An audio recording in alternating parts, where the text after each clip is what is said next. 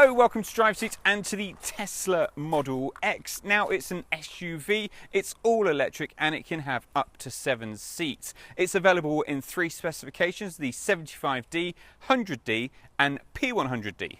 It's built on the same platform as the Model S and has an asking price of £80,335. With that model, you get a range of 271 miles, whilst that range can be extended to 335 miles if you go for the higher specs. Now, being a Tesla, it can do much more than just have an electric range. 0 to 60 ranges from 5.2 seconds to 2.9 seconds in the P100D, which is simply stunning. It's got the autonomous technology, which is an optional extra on most models, but what isn't an optional extra is the lazy entry electric doors. So I mentioned this can be 7 seats. Well, actually, standard spec is 5 with a 3 central bench. You can then have this 6 seats option for extra money, and then there's the 7 seats option as well, which has 3 seats but staggered in the middle with the 2 seats at the back. These seats are really very comfortable. They're electrically operated, which is a really lovely luxury to have. There's a couple of USB ports here and a fan on the side, and to close the door, just a simple press of a button. Now, what is nice for getting kids in and out is as this gull-wing door opens, the space above opens as well, so it's really easy to either load kids or get out yourself. If you're worried about parking, well, the doors only go out 30 centimeters when opening, so they're actually thinner than most minivans. Whilst if they detect a low ceiling, they won't open as much and will just open to their environment. So it's really clever stuff. I've got a great view here. I'm sitting quite high up. These chairs thin out nicely, so I've got a good view forward, and that arched long windscreen really helps out make it airy and very pleasant. Push down here for a couple of cup holders. There's no transmission tunnel because that's where the batteries are stored, so it's a big, nice, flat area. Now, there's a couple of ways to get into the third row of seats. The first is to just climb through the middle. The second row is to open the door, which is something you never get tired of, and then using some buttons on the seats,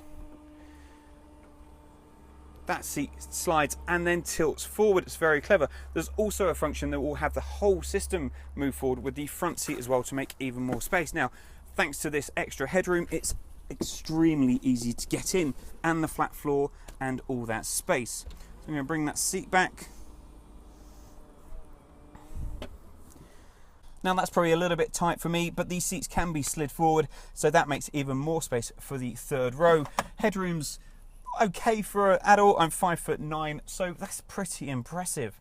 It's a bit tight with my right arm, but nevertheless, that's a really good effort to get 6 adults in.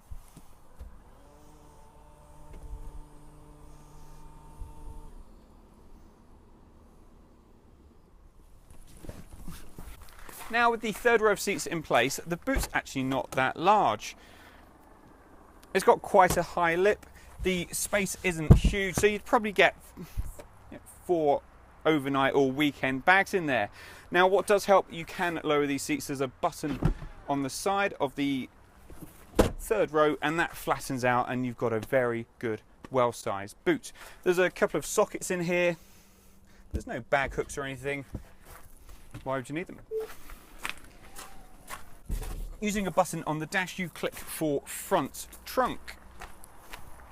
Round here and open that up, and there's a load more space. Very Porsche.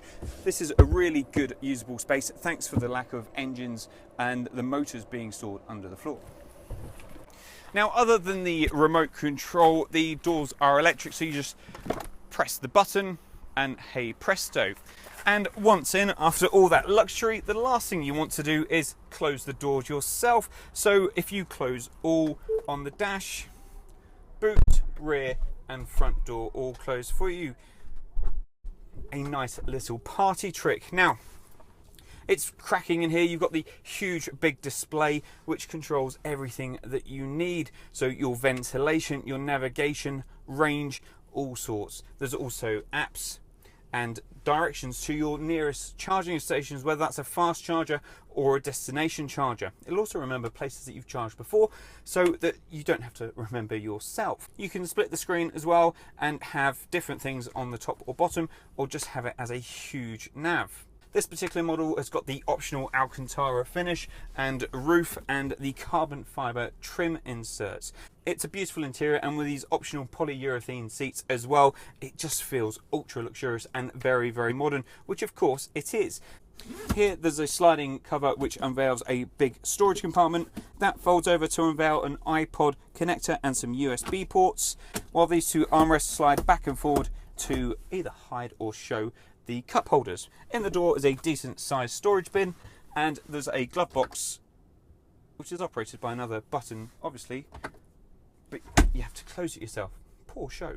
The windscreen reaches back a long way, so it makes it a really airy cabin. I've got electrically operated seats, no surprise, and in the lowest setting I've got plenty of headroom. It feels ultra comfortable, and this armrest, how it just molds into the door, is a beautiful touch. You will notice that a lot of the switchgear is from Mercedes, and that's fine. They produce good quality materials, so no problem there. But let's get this on the road and see what it's like to drive. Well, to set off, there's no start or stop button, it's just on. Use the Mercedes Lent steering wheel mounted gear selector, into drive, and we're off.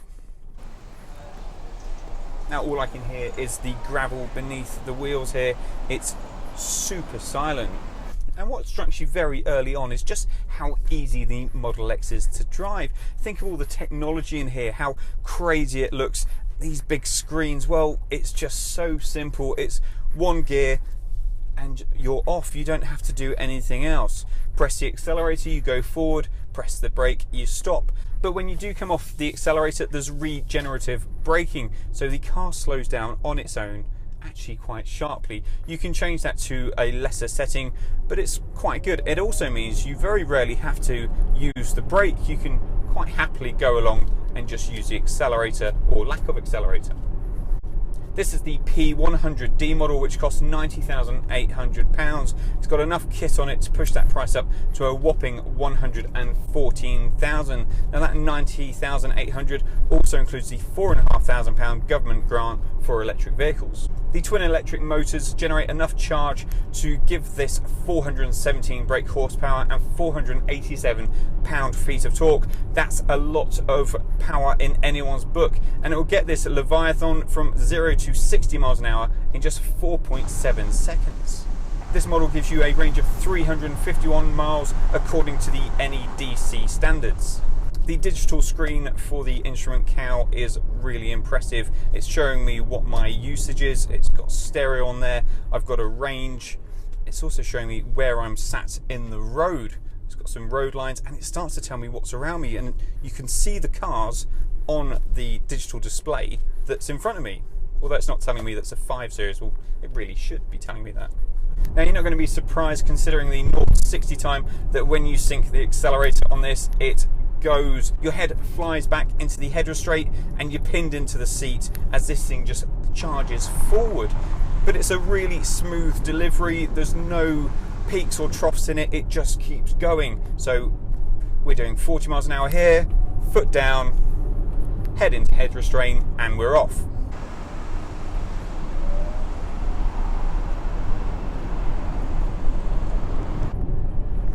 That whoosh noise is really something special as you set off.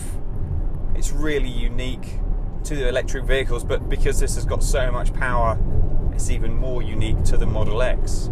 The Model X has a superior ride quality. It's got 22-inch alloys on it. These are optional and about £5,000, which is pretty insane.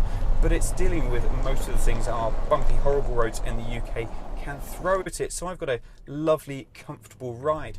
Around town, it's even better, and it's so easy to drive around town. It's no more difficult than driving a golf cart down your local 18-holer.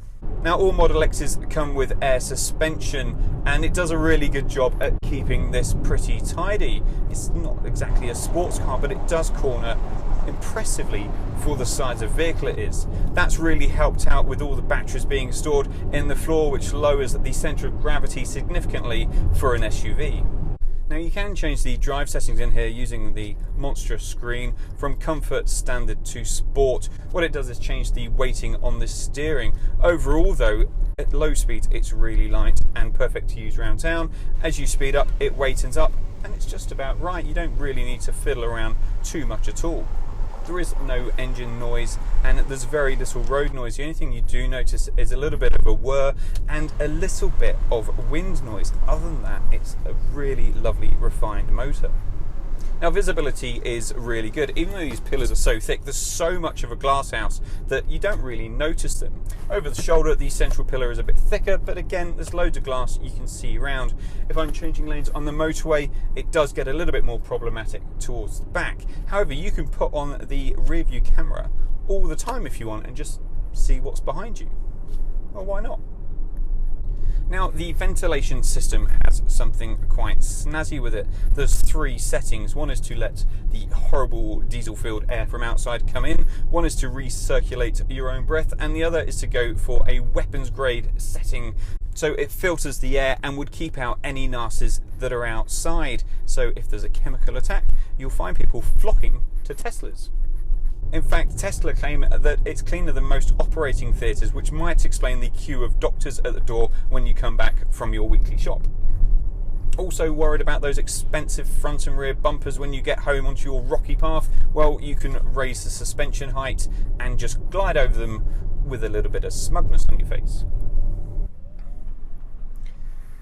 The Model X really is astonishing. It's a very special way to transport up to 7 people around. It's luxurious, good to drive in, and great to be seen in with all those gadgets and special doors. It's a high price, but I think it's a price worth paying.